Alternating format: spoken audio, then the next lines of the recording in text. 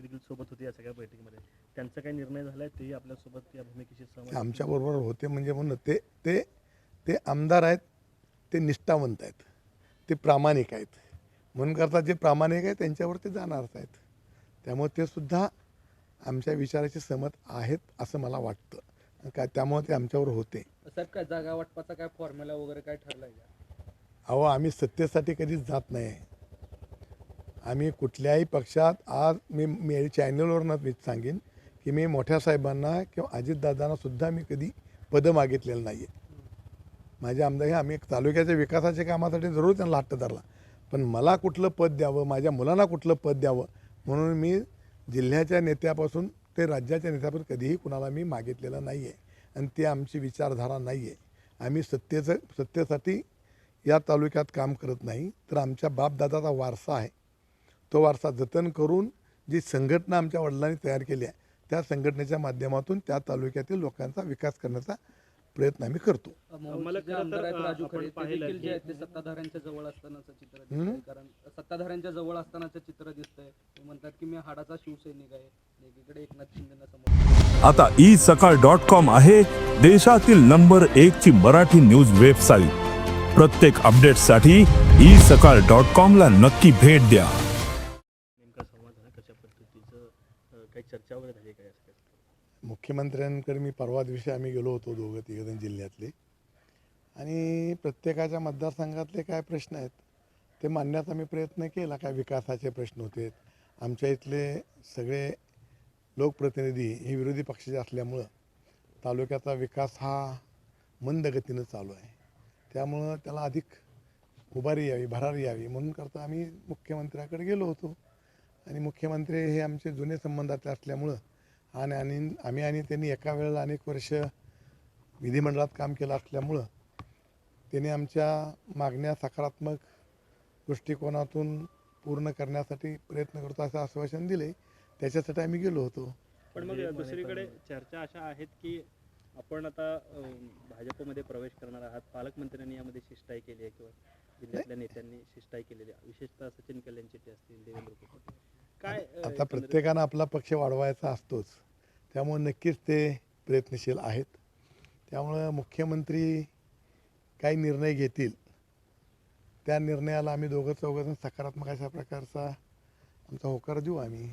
पण मला खरं तर आपण गेल्या अनेक वर्षांपासून राष्ट्रवादी काँग्रेस पक्ष म्हणजे आहात, पूर्वी पवार साहेबांसोबत आहात, अजितदादांसोबत आहात.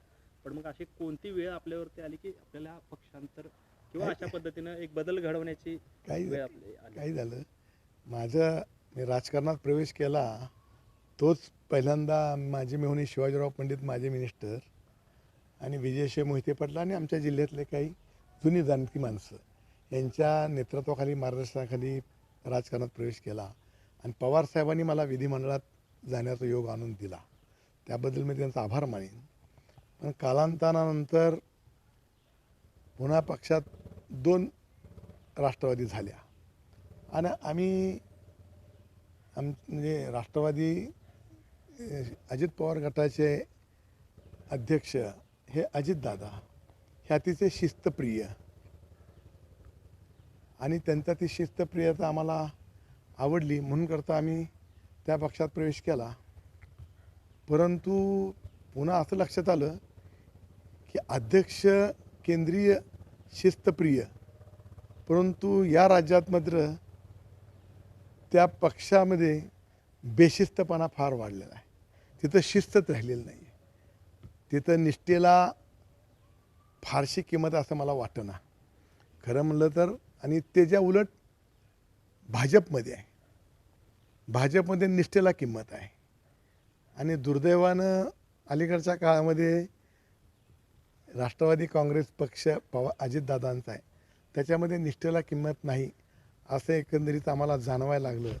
आणि म्हणून करता त्यांच्याबद्दल मला आजही आदर आहे, उद्याही आदर राहील.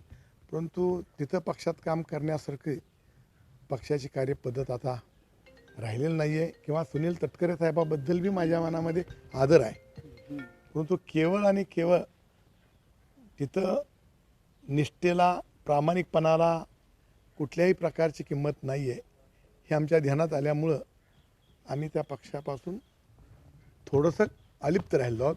फारसं आम्ही पक्षामध्ये मला खरं विधानसभा निवडणुकीमध्ये ज्यावेळेस अजितदादा मोहोळला आले आहेत ते सोडून जात आहेत. काय चुकतंय नक्की अजितदादांचं? काय दादांना ते सांगा. आता तुम्ही त्यांना विचारा. माझ्यापेक्षा खूप मोठे आहेत ते, माझे नेते आहेत ते. त्यामुळं त्यांची चूक काढणं हे इतका मोठा पण मी नाही आहे.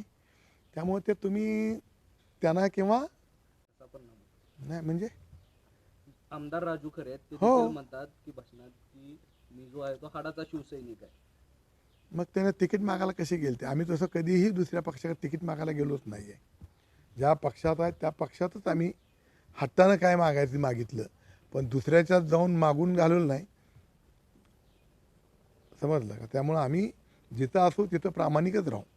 मला खरं तर जर पाहिलं तर जवळपास 4 माजी आमदार जे आहेत ते भाजपमध्ये जात आहेत. याचा अर्थ असा आहे का की आता सोलापूर जिल्ह्यातून अजितदादांचा जो पक्ष आहे तो केवळ नावापुरताच उरलेला आहे? कारण एवढे दिग्गज माझ्या विरोधात तुम्ही लढून दाखवा, जर मी पराभूत झालो तर राजकारण सोडतो. कसं पाहता? नाही, आम्हाला काय राजकारण सोडायचं नाही आहे आणि आम्ही असं कुणाशीही स्पर्धा करत नाही आहे. पुढचा पैलवानचा तसाच पाहिजे आहे. मी जिल्हा तालीम संघाचा उपाध्यक्ष होतो, त्यामुळं कुस्ती कुणाशी करावी, तो पैलवान कसा असावा हे ज्ञात मला आहे. बाकीच्या नाही कारण मला माहीत नाही आहे. त्यामुळं अशा लोकांबद्दल बोलणं म्हणजे ही आमची उंची कमी होईल. मला त्यांनी असं देखील आरोप केलेला आहे की मी ज्यावेळेस कृषी मंत्र्यांसोबत या तालुक्यात म्हणजे गावामध्ये आलो नगरमध्ये तर माझ्यावर हल्ला करण्याचा प्रयत्न झाला.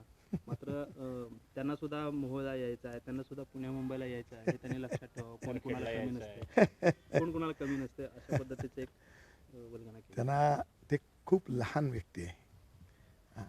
आणि माझं खरं आडनाव गुंड आहे हे फक्त त्यांनी लक्षात घ्यावं. बाकी कशाला त्यांच्याबद्दल काय आव्हान बिव्हान आम्ही देणं इतपत मोठं नाही आहे. त्यामुळं त्यांनाच काय आव्हान द्यायचं आहे ते देऊ द्या, त्यांना काय करायचं आहे ते करू द्या. फक्त मी एकटा मुंबई, पुणे, महाराष्ट्र, हिंदुस्थान कुठे मी एकटा कधीही आपण सांगेल त्यावेळेला मी तिथं येतो. मी येईन किंवा माझा धाकटा नातूसा येईल, माझा एकटा नातूसा जाईल. मी तर जायची गरज नाही आहे. माझा छोटा नातू आहे 5वी 6वीला, तो सुद्धा एकटा जाईल. कुठेही मोहोळ तर त्या ते आपलंच गाव आहे, नरखेड आपलंच गाव आहे, कुठेही जाऊ आपण. मला खरं तर आपले सहकारी आमदार जे मागच्या वेळेस होते यशमुळं काही संवाद झाला, पण दादांनी तुमच्या बाजूने भूमिका घेतली आणि त्यामुळे उमेश पाटील पक्ष सोडून गेले होते. आता पुन्हा उमेश पाटील पक्षात आलेत, या सगळ्यांचा जिल्हाध्यक्ष यांना केलं गेलं, या सगळ्यांचा कुठेतरी परिणाम या सगळ्यांमध्ये? नाही, त्याचा काय संबंध आहे? मी फार बारक्या माणसाबद्दल मी फार बोलत नाही आहे. त्यांच्याबरोबर त्यांची तुलना कुठं तुम्ही जर तालुक्याचे नेते म्हणून करत असाल तर ते दुर्दैव होईल. त्यामुळे त्याचा काही संबंध नाही आहे. मी सांगितलं ना की पक्षात बेशिस्तपणा आलेला आहे, पक्षनिष्ठेला किंमत देत नाही आहे, म्हणून करता आम्ही पक्ष सोडण्याचा निर्णय घेत आहोत. आणखीन घेतलेला नाही आहे. मला खरं तर पक्षांच्या विरोधात काम केल्यानंतर जिल्हाध्यक्षपदाची बढती मिळते, हा एक नवीन ट्रेंड पक्षामध्ये पाहायला मिळतोय आणि तो कुठेतरी घातक आहे. तो भाजपमध्ये नाही आहे, म्हणून आम्ही भाजप पक्ष चांगला म्हणतो. एवढं त्याचं उत्तर आमच्याकडनं. दुसरा एक असा विषय आहे की ठरली तारीख काय ठरायची, त्याला काय लग्न आहे काय? पण मग मला खरं तर अजितदादांनी या संदर्भात काय आपल्याला विचारणा केली का? कारण या बातम्या ज्यावेळेस आल्या अजितदादांकडून काही विचारणा आली का की का जात आहे किंवा जाऊ नाही, मला तर काय अद्याप तर काय नाही. मला अपेक्षा होती. आता कसं आहे, 35 वर्षे मी काम करतोय माझ्या परीनं. त्यामुळं त्यांना जर आम्ही सोडल्यामुळं काय परिणाम होत नाही असं वाटतं असेल तर ते करणार पण नाही आहेत. आणि मला वाटत नाही त्यांच्या पक्षावर काय आम्ही पक्ष सोडला म्हणून परिणाम होईल असं मला वाटत नाही. खूप दिग्गज लोक आता जिल्ह्यामध्ये आहेत त्या पक्षामध्ये, अतिशय अनुभवी आहेत, अतिशय स्वच्छ आहेत, पारदर्शक आहेत, प्रामाणिक आहेत, निस्वार्थी आहेत, निगर्वी आहेत, भ्रष्टाचार म्हणजे अण्णा हजारेपेक्षा चांगलं काम करणारे लोक आहेत त्या पक्षामध्ये आता आमच्या जिल्ह्यामध्ये. त्यामुळे पक्ष त्यांचा मोठा वाढेल आणि त्यांना आमच्या शुभेच्छा राहतील. मला खरं तर 2 दिवसांपूर्वीच आपण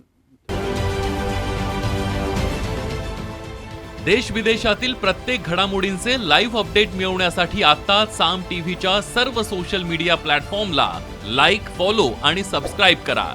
तसंच सर्व नोटिफिकेशनसाठी बेल आयकॉन प्रेस करायला विसरू नका.